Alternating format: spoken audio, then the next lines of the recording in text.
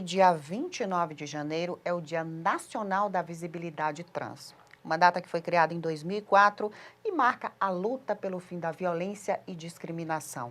E é sobre esse assunto que eu converso agora com Gabriele Mendes, que é advogada. Seja muito bem-vinda. Obrigada por me receber aqui no estúdio. Gabriele, de 2004 para cá, muito tempo já se passou, né? Eu queria que você falasse dos maiores marcos jurídicos para essa comunidade trans. Então, em relação aos marcos jurídicos, nós tivemos grandes evoluções vindas pelo STF, que, como guardião da Constituição Federal, garantiu que o direito da população trans fosse transformado em direitos e garantias fundamentais abarcadas pelo artigo 5º e 6º, o que abarca direito à saúde, direito à identidade de gênero, direito ao nome e tudo mais. O mercado de trabalho ainda é uma barreira, né? E muitas pessoas ainda se sentem discriminadas. Como proceder numa situação como essa, onde a pessoa trans passa por um processo de discriminação? Então, infelizmente, o que nós vemos acontecer com maior frequência ainda é a questão da discriminação pela estruturação da sociedade. A sociedade ainda não está preparada e não está informada para poder receber e dar um carinho para essa população.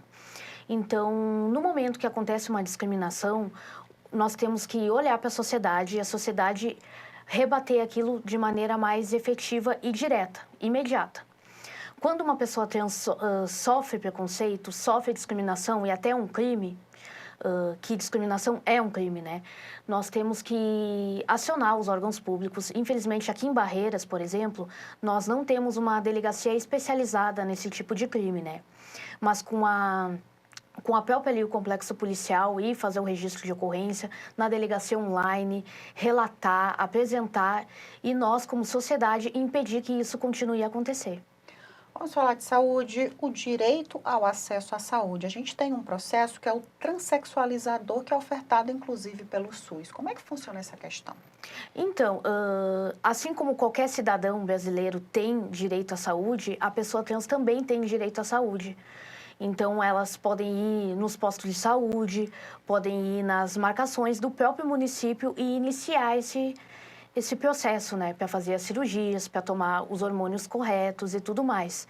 Também pode ser uma escolha não fazer isso, é a escolha totalmente da pessoa. Então, ela é aberta e livre para fazer aquilo que ela quiser, como da maneira que ela quiser e no momento correto. Você pontuou alguma coisa no início da nossa entrevista sobre crimes. Como é que o sistema jurídico está trabalhando na proteção da comunidade trans nos dias de hoje? Então, em relação à legislação, infelizmente, nada é legislado vindo da Câmara, da nossa Câmara dos Deputados, por exemplo. Tudo veio pelo STF, que garantiu bases legais para o combate ao crime de transfobia, né? Que foi equiparada ao crime de racismo e, portanto, no momento que a pessoa faz a denúncia, essa transfobia é equiparada ao crime de racismo e a pessoa que cometeu o crime irá responder. O Ministério Público entra, faz a investigação e vai fazer todos os trâmites legais para garantir que aquela pessoa que cometeu esse crime seja punida. Direitos violados pela identidade de gênero. Como proceder nessa situação?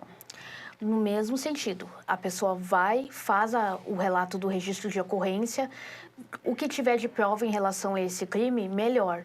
Geralmente é testemunhas que estavam ao redor vendo aquilo e é importante que a sociedade como um todo se reúna e rebata situações dessa e apoie a pessoa trans que passe por esse crime. Então, testemunhas, relatos, porque muitas vezes isso acontece na internet, muitas vezes isso acontece com a pessoa fazendo comentário no Instagram, fazendo muitas vezes o comentário nem chega para a pessoa, não parece ser uma discriminação, mas é.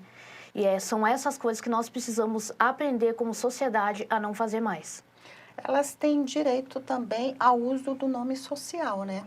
Como é que funciona? Hoje em dia é super simples, graças ao nosso STF, nós também conseguimos com que a pessoa trans vá direto ao cartório e faça a mudança de nome de maneira super rápida e fácil. Hoje em dia não passa mais por todo aquele processo, né?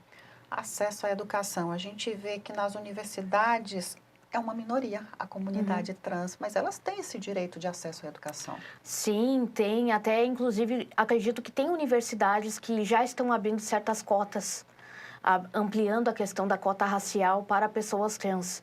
E é um direito delas, né? Porque assim como as pessoas negras, a gente vê a minoria, a gente vê a discriminação e a gente vê que elas ainda não têm acesso pleno às universidades. E muitas vezes entram, mas pela questão da discriminação e pela falta de conhecimento e até ignorância da sociedade, elas não conseguem ficar por muito tempo. E são essas coisas que nós, como sociedade, precisamos rebater.